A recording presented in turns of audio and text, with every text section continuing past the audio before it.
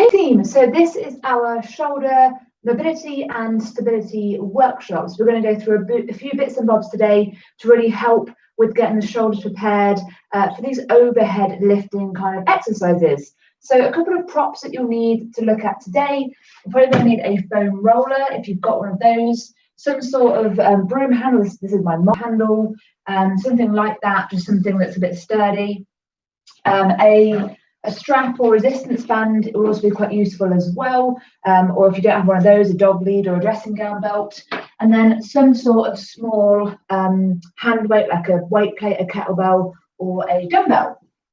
So if you can gather those bits and bobs around you, and then we'll get started. So when it comes to the overhead lift type exercises, if we don't stabilize the shoulder, if we don't have the mobility around the joint, for example, to get the arm overhead, we are not going to be able to recruit the strength to even push up in a safe and effective way. So what we can do initially is test whether we've got the range of movement around this area and see if we need to do a bit of mobility first before we work on the stabilization. So a really simple and a good test that you can do is when you lift your arms up toward the ceiling without shrugging your shoulders, if you're just lifting up here, if you can get your biceps in line with your ears without flaring out your chest or without kind of arching through the back and shoulders, then your shoulders are pretty mobile. That doesn't mean that we can't benefit from some mobility work, but just do that test for me now, just see how far you can get up there, and make sure that when you're doing that, to get your arm, your bicep here in line with the ear, make sure that you're not kind of, almost pushing yourself back or throwing yourself back, or indeed if you're only getting to about here before you get a bit stuck, then we can definitely work on a bit of mobility. So it could be a slight restriction around the chest, but it could also be a restriction around the shoulders. So we can really work on that and see if a bit of mobility is going to help us to loosen off. But one of the common muscles that really gets in the way of allowing this movement to happen is the lats. So the muscle down the kind of the side of the back, around the ribcage area, the latissimus dorsi muscle, if you want the official name, or the lats, if you want the easy version. And we can use a foam roller really effectively to get into the lats. So I want you to grab your foam roller now, pop it on the floor, and we're going to put the lat just underneath the where the arm joins the back here, so just underneath the armpit, just below the armpit, sorry, and then we're going to gently rest on that lat muscle and just start to, when you kind of find that first point, just move your body forwards and backwards. So we're not rolling up and down the muscle yet, we're just rocking on that foam roller. And I'd recommend starting kind of up at this level with one arm out here and the knees bent so that you're not putting too much stress into that muscle to start with. So have a little rock from side to side. Now, I can already feel that this is giving me a bit of an intense feeling in my lat. So it shows me that I need to foam roll these myself. And then have a little go a little bit further down. So roll up, roll down slightly. Do the same thing, a little rock from side to side. It's a very small movement. We're just loosening off the muscles on the outside of the body that impact that shoulder mobility. And then go a little bit further down. The lats are a very big muscle actually. So just do as much of it as you can. If you start hitting your ribs, then just go a little bit higher up again. You don't necessarily want to be foam rolling your rib cage. So just find where the muscle feels a bit tight and have a little rock from side to side on that sore spot. When you've done a few sore spots, you can just gently roll up and down that muscle. Now this feels pretty intense for me, so do it at your own pace, do it at your own level, and make sure that you're not adding tension in other parts of your body whilst you do this foam roll. So quite commonly, if the foam rolling is too intense, you'll be like gripping your hands and gritting your teeth and clenching your jaw. And that's not what we really want, to make sure that we're, relaxing the body really. Okay, so we're going to do that on the other side. And as with all of our other workshops up to now, I think you'll know what's coming after this. We're going to retest the movement and see if you can get an improvement. So just get into the lat on the other side, rocking from side to side. Find that first point. Oh, that's pretty sore for me again. I could definitely benefit from doing this a bit more often, I think. But I don't know about you guys, but certainly for me, foam rolling seems to take the last precedence in my list of things to do. Just working up and down the muscle here, gently rocking backwards and forwards. Now, I'm not putting a lot of pressure at all because it is pretty intense for me. One more roll. Ouchie, ouchie. I'm definitely going to put it on my to-do list to take care of my lats a bit more. I was swimming yesterday, so maybe that's why. I've got a reason as to why my lats are a bit domsy. So when you've done both sides of your lats, come back to your feet and just do the test again. So make sure that you feel stable in the rest of your body. Then float your arms up toward the ceiling, trying to get the biceps in line with the ears, and see if you've got less of a flare. See if it feels easier to get them up. And actually, for me, I hadn't realised, I've got very good mobility in my shoulders. I can get them there without a problem. But I hadn't realised that it felt a little bit stiff on my back. And actually, this time I'm getting a more smoother movement going up there than I was before. So that's definitely helped me, and I hope that you've felt that that's helped you on that first level of releasing. Okay, so the next thing that we can do is another intense one, I'm afraid, but it is going to help you to loosen up around shoulders and lats again. So I want you to take the broom handle and have an underhand grip. And then if you measure your grip up in line with your shoulders, then just take your grip out another palm width wider. So it's just slightly wider than your hips and shoulders, as you can see here. Relax them down. You are going to need a surface here to put your elbows onto. So either your sofa or a chair or whatever you have access to, because we're going to kneel on the floor, and hopefully you can see me on the camera there.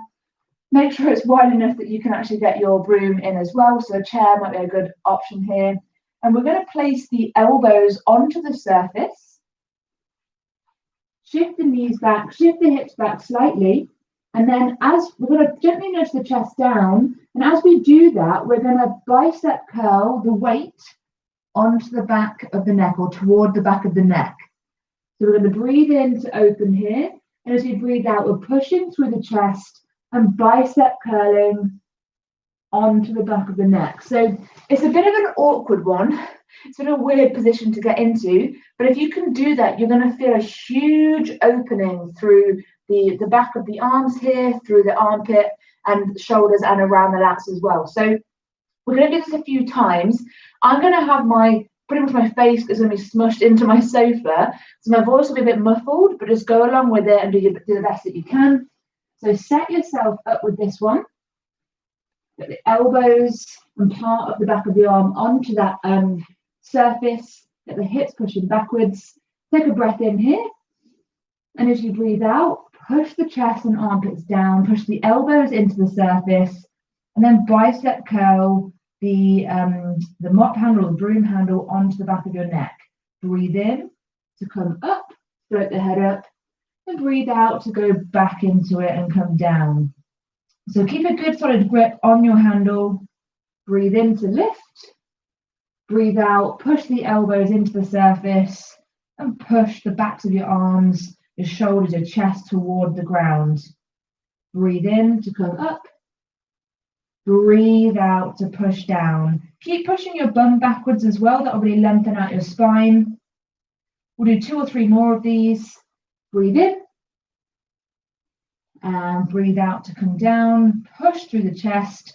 Squeeze the fists on the handle there as well. Breathe in to lift. One more time. Breathe out to come down. Hold it for a couple of seconds. Really nudge everything down, opening up the triceps. And then slowly float back into the middle. And have a little shake off with the arms. So again, we're going to retest that shoulder mobility and see how that has impacted your ability to get your shoulder in line with your biceps. So again, float the arms up, see if you can get up, biceps next to the ears, shoulders relaxed. And again, we're looking to avoid flaring out the chest or kind of bunching the chest to get the arms up overhead. So test that now. If it helps, look in a mirror to do this as well, so you can see, or get someone else to look at you when you do this, and just get them to pick up on the fact of whether you are pushing out your chest. So the next stretches that we're going to do today, we're going to look at some stretches that you can do just against your wall or even off the edge of a shelf. So I'm going to use my windowsill here, and I realise that means I'm quite far away from the camera, but I would have to do the best that we can in the room that we have at the moment.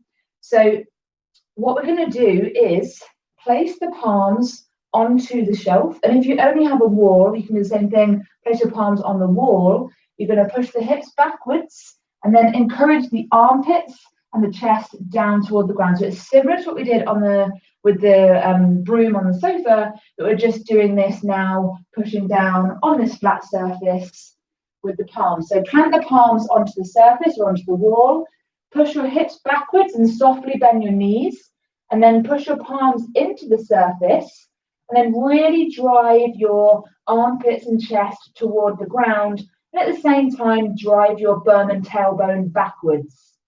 So you should be feeling a really nice stretch through the armpits, maybe a little bit into the back of the arms. You may want to adjust the feet slightly. You may get a better stretch if you bring your feet closer to the wall. Have a play around with it, make sure it feels good for you. And the stretch will start to shift a little bit into the back of the shoulders, again into that lats area, and also around that rib cage. So just focus on that stretch, breathing through the stretch in the nose and out through the nose or mouth.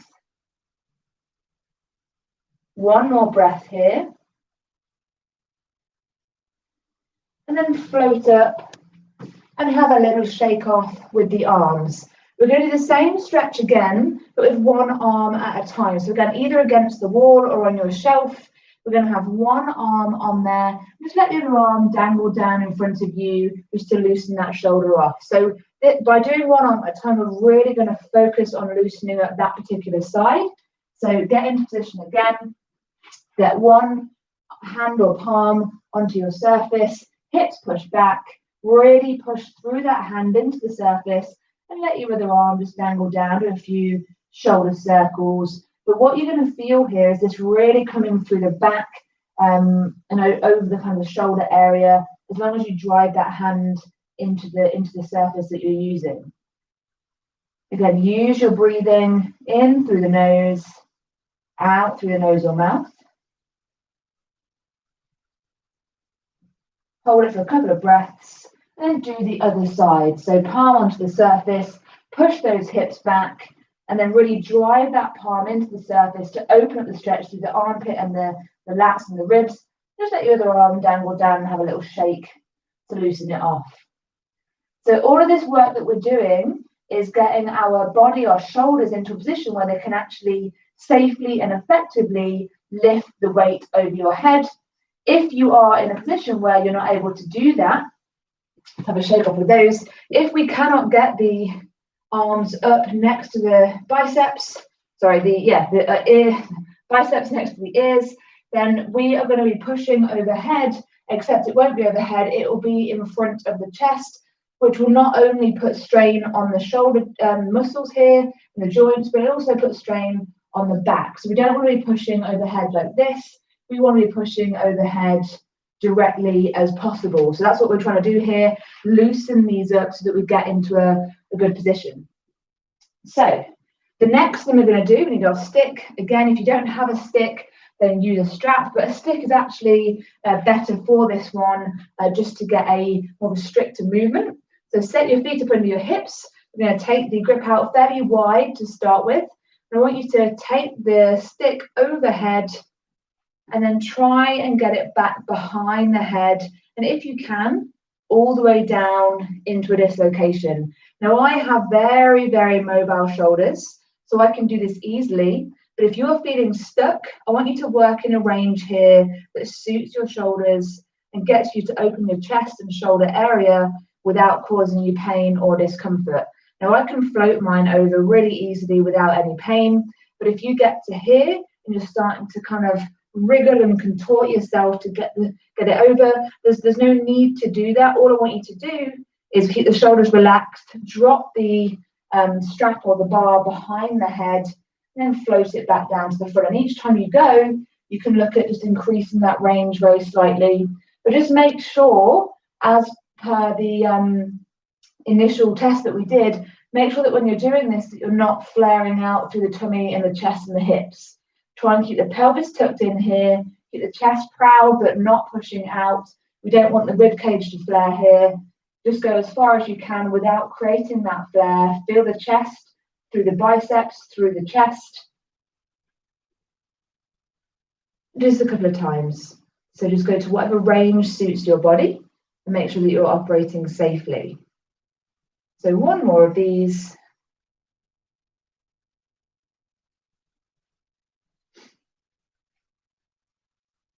And then float back down. Okay, shake off the arms. One more test. Has that improved your range of movement? Has that stopped you flaring out through the chest and the tummy? If it's improved it, then we can move on to the next level. So we're going to be looking at more stability-based work now. The initial phase of this was mobility, getting the range of movement into that area. We're now moving into stability. So the reason that we do this is because we want the shoulder to be able to stabilize and support the movement that we're doing. If you are pressing overhead and you've not got stability in the joint, then you're going to be all over the place.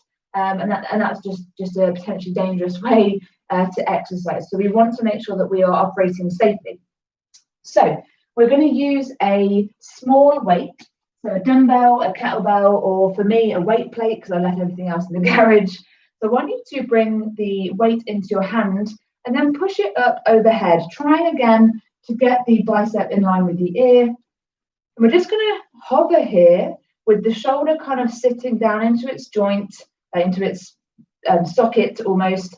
Have a soft elbow, but it's still a straight arm. And I want you to work on engaging your lats. So your lats, like we talked about, is this. Siri's getting involved. The lats is this muscle here on the side of the body. I want you to imagine that you're pulling your lat or your rib cage in toward your spine. So what you should feel when you do that is that you feel the muscles there just engage slightly and kick in, and that will help to support this overhead movement. So if, for example, if you stay up there for now, if you can, when you're doing this overhead press, that is what you want to be thinking about, squeezing as well as your shoulder so that you're getting that nice stable movement. So pull those lats in toward the body, kind of centralize everything and just get the muscles engaged. So you can come out of this now, a good test to see if you've got good stability with a certain weight. So if for example, you're looking to do some shoulder presses, if you can hold that particular weight over your head for around a minute, it probably means that your shoulder has got good stability. If, for example, though, after a few seconds, you're kind of going, and it's getting wobbly, then it may be that you need to either drop the weights down or do a bit more work on the stability before you use that particular weight for that exercise. Okay, so in terms of strengthening the other muscles around the body, and one of the really good exercises for doing this is a windmill. So this is an overhead exercise that will also really strengthen around your core muscles. So I think we've all kind of took on board by now that all the movements that we do factor in the core, and there's lots more things involved in a shoulder press movement. It isn't just your shoulders that are doing the work there. The shoulders are the prime mover or the main muscle that are doing the job. But when you're doing a shoulder press, you are also bringing in muscles in your arms, in your back, all around your trunk and in your core.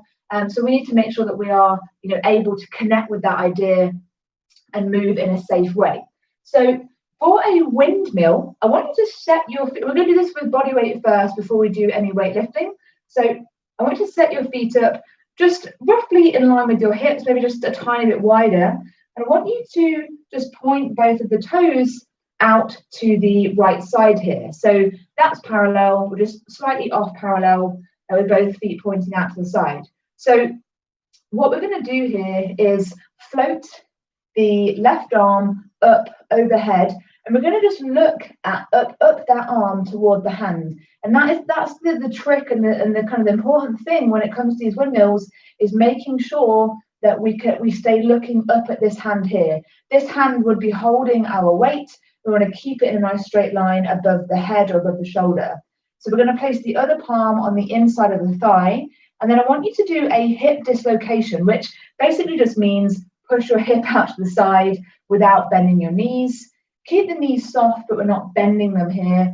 And then we're going to take the fingertips, slide it down the inside of the leg, dislocate that hip, keep that other hand pushing up. We're creating a T shape with the body here.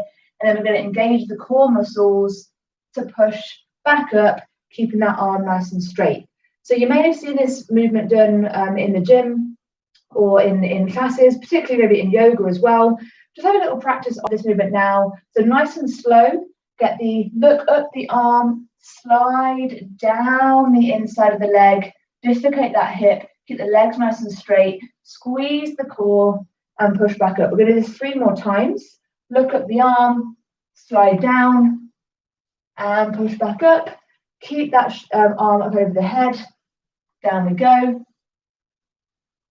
1 more time, looking up and then pushing all the way back in. Have a shake off with the body. So what I can feel there, just by doing it with my body weight, is that the muscles in my kind of side, my lower back, all of this is working really hard to get that movement on the go. And this is a really good one for developing that shoulder stability, but also bringing in all the other muscles that are going to be useful for doing those overhead lifts.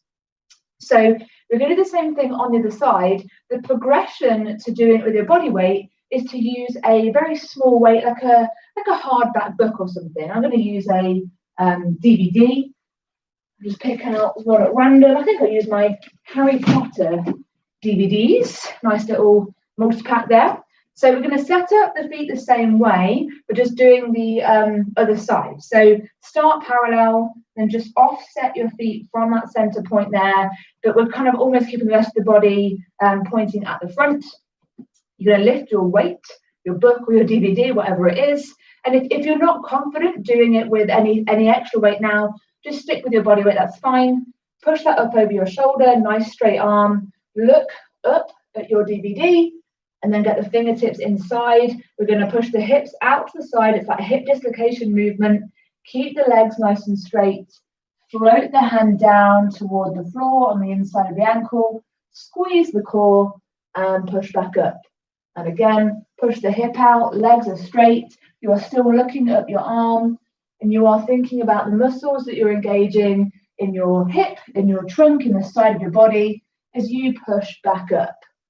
Let's do 2 more of these. Last one. And then float back into the middle and shake off. So the next progression for that would be to use our weight. So if you are confident with this, and I suggest that you get really confident with the body weight version before you try the weighted version, it would be exactly the same thing. You would offset the feet, hand inside the leg, look up at your weight, and then you are sliding down and pushing back up. And I can already feel there's a huge difference in ability and stability in my shoulder. Okay, so go really slowly with these and only do the progressions as and when you feel ready.